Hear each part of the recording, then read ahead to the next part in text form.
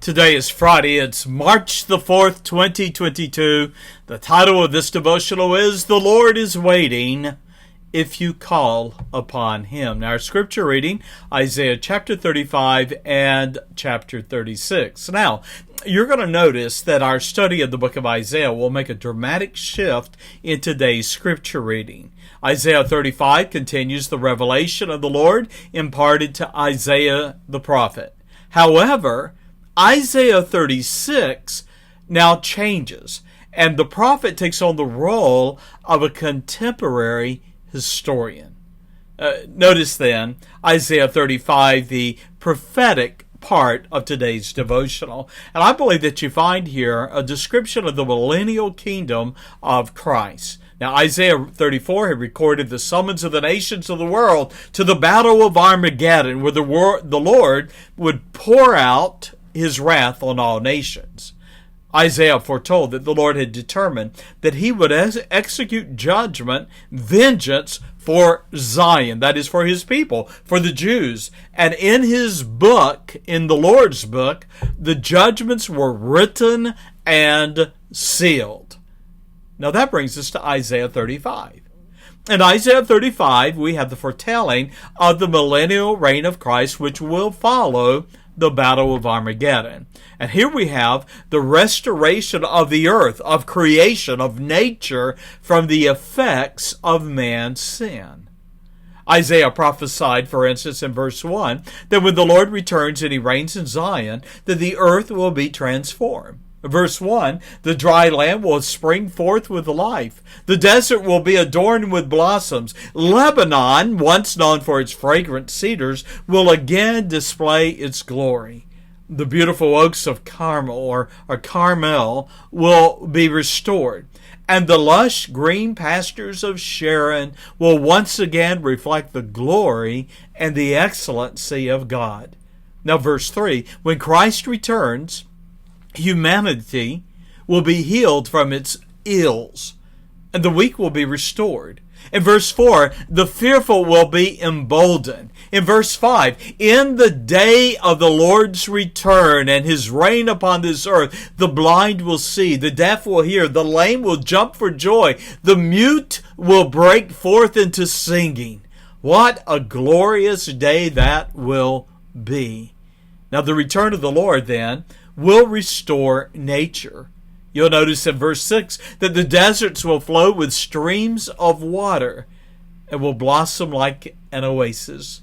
And we read in verses 8 and 9 that the redeemed will walk, and I quote, the way of holiness, or literally the holy way, and the highways will be safe. Now that is a wonderful portrait of the millennial kingdom following the battle of Armageddon, when the Lord shall reign on this earth.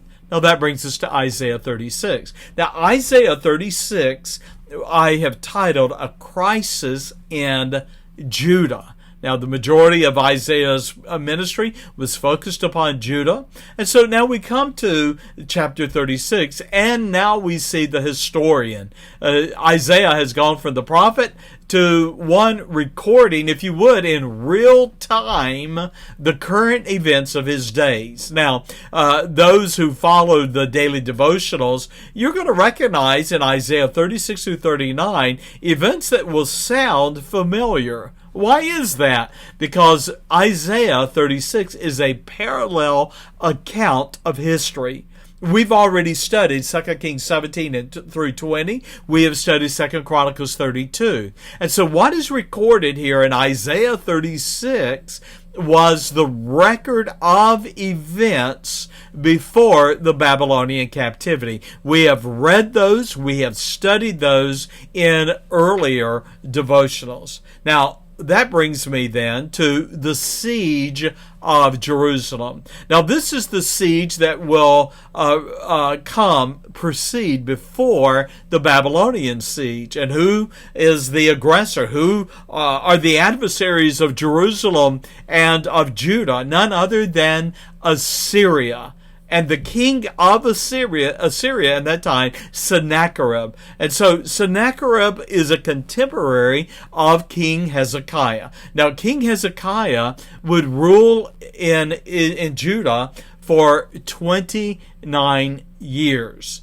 And as we come to this chapter, Isaiah 36, it is my guess that Isaiah is probably about 39 years, or Hezekiah rather, is about 39 years of age. Now, Isaiah 36 is the record of the siege of Jerusalem. We have a king here, Rabshakeh, a general of Assyria, who has been ordered by King Sennacherib, the king of Assyria, to go and to lay siege to Jerusalem. Well, Jerusalem had high walls and really was a great fortified city. But Hezekiah kept outside the walls of Jerusalem. And he began to reproach Hezekiah, the king, and the soldiers of Judah. For instance, you're going to notice in Isaiah 36 and verses 4 and 5 how Hezekiah attacks, or how Rabshakeh, the general of Assyria, attacks the faith of King Hezekiah, his faith in the Lord. He mocks the soldiers for placing their confidence in the king. And unfortunately, rather than trust the Lord, Hezekiah had made a treaty with Egypt, and Pharaoh had failed to come to Judah's aid. Now notice with me, chapter 36, 7 through 21, and just quickly the scorn of Rabshakeh, the Assyrian general. What does he do? Well, in verse 7, he mocks God, and he scorns the people for putting their trust in the God of heaven.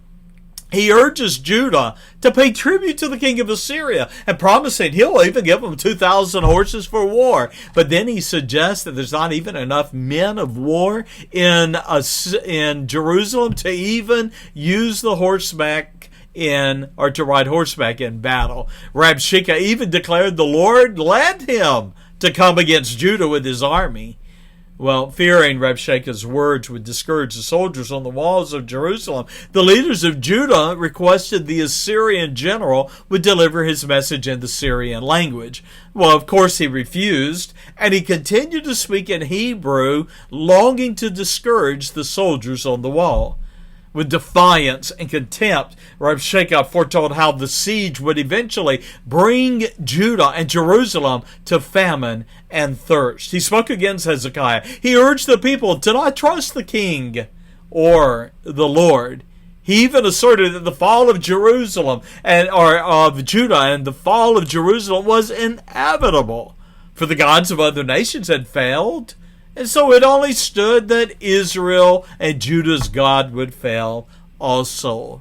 Well, the soldiers on the wall of Jerusalem remained silent. And why is that? According to chapter 36 and verse 21, they had been ordered by the king to be silent. Well, when Hezekiah learned of the Assyrians' insults, we read that he tore his robes, chapter 37 verse 1, and he went to the house of the Lord. You know, I want to close with a question for you.